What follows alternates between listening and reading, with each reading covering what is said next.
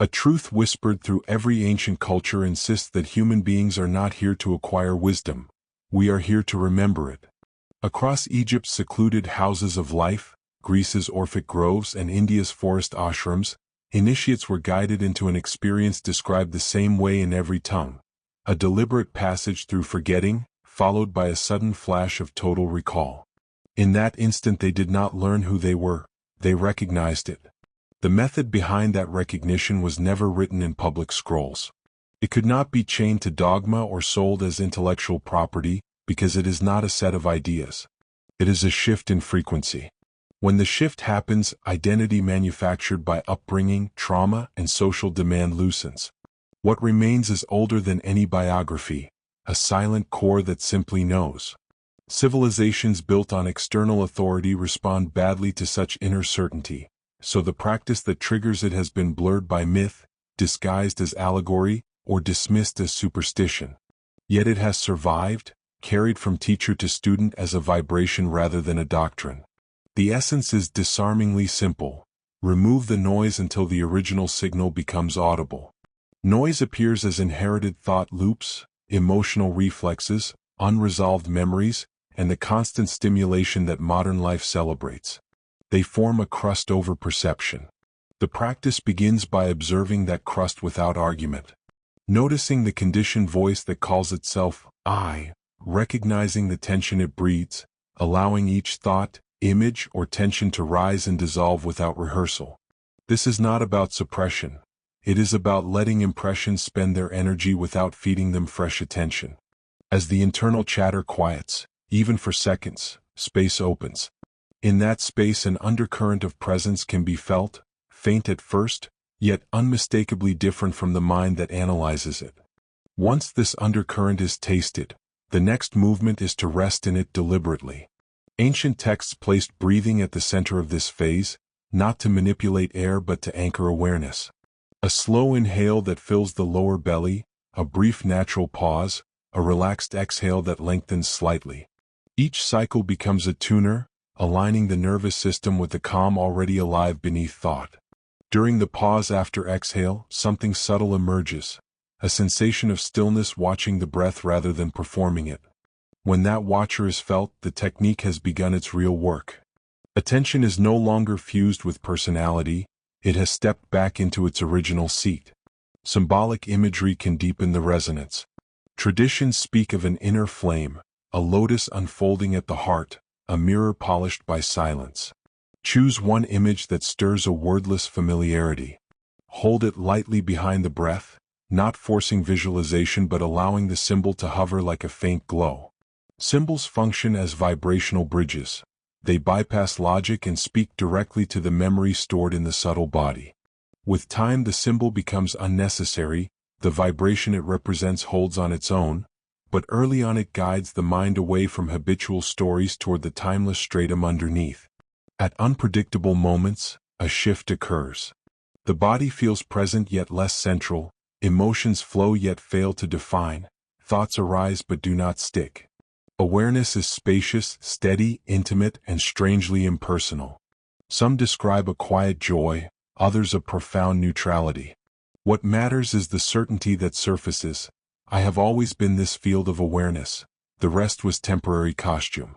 Nothing external validates it. The knowing is complete in itself, and it restructures values more effectively than any ethical code. Fear loosens because there is less to defend. Desire clarifies because the soul seeks expression, not compensation. This awakening does not make life friction-free. Unintegrated patterns can resurface. Relationships can wobble as the familiar roles dissolve. Yet each challenge becomes part of the remembering rather than a threat to it. Old wounds appear not for replay but for release. Meeting them from the widened state drains their momentum. Slowly the baseline shifts. Decisions arise from intuition instead of approval. Silence moves with you into conversation, lending your words unusual precision. Ordinary moments, walking, eating, reading a child's face, feel saturated with significance, though nothing remarkable happens outwardly. Commitment is simple. Return again and again to the undercurrent. 10 conscious breaths while waiting in traffic. A 2-minute pause between tasks to feel the body from within. Saying less when speech would only reinforce an outdated mask. The practice is inseparable from daily life. That was the initiatory intent. A soul awake in the marketplace cannot be governed by noise, and that independence is what systems of control have always feared. The forbidden technique, then, is not exotic. It is the disciplined withdrawal of attention from false identities and its steady resting in the witness beneath them.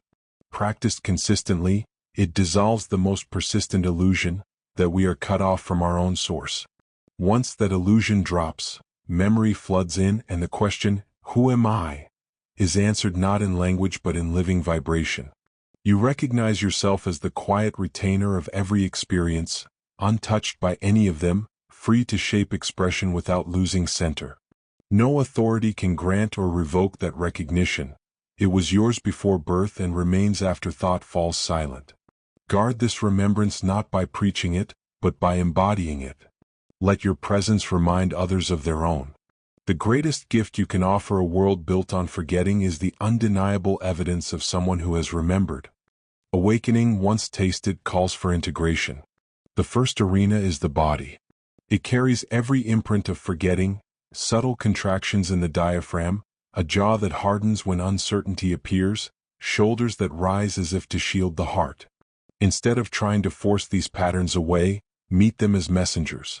When tension surfaces, pause, breathe into the exact place of tightness without agenda. Awareness plus patience is a solvent. The muscles soften at their own pace and each release confirms the inner signal. Nothing fundamental is threatened here. Over weeks the nervous system learns a new baseline. Calm becomes not an achievement but a default, allowing intuition to flow unimpeded. The second arena is relationship. People accustomed to your previous masks may test the new tone, sometimes by admiration, sometimes by resistance. Take neither personally. Respond from the silent core rather than reactive habit. This may look like saying, "I don't know yet, give me time," rather than offering automatic opinions.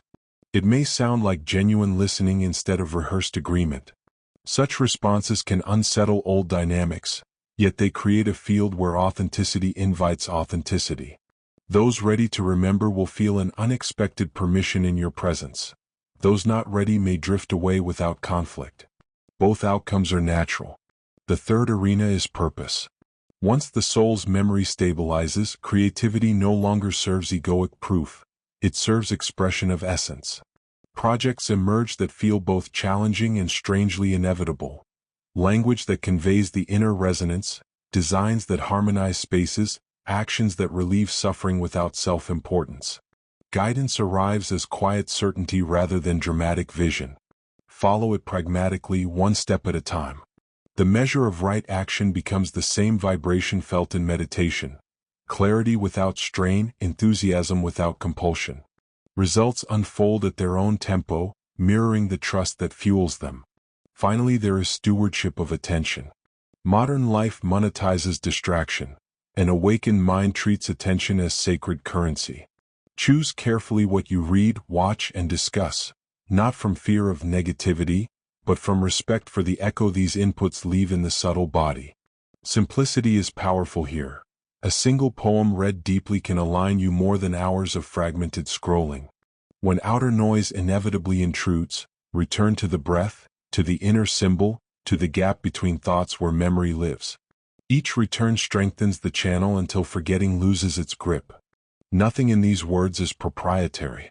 The technique is simply the disciplined remembrance of what precedes every thought. Practice it in quiet and in crowds, during triumph and during routine. Let the melody beneath the noise guide posture, speech, and vision. One day you may notice, without drama, that the veil through which you once viewed life has grown thin. Light moves both ways now, world into soul, soul into world, and the idea of separation feels like an old dream you no longer need to recall.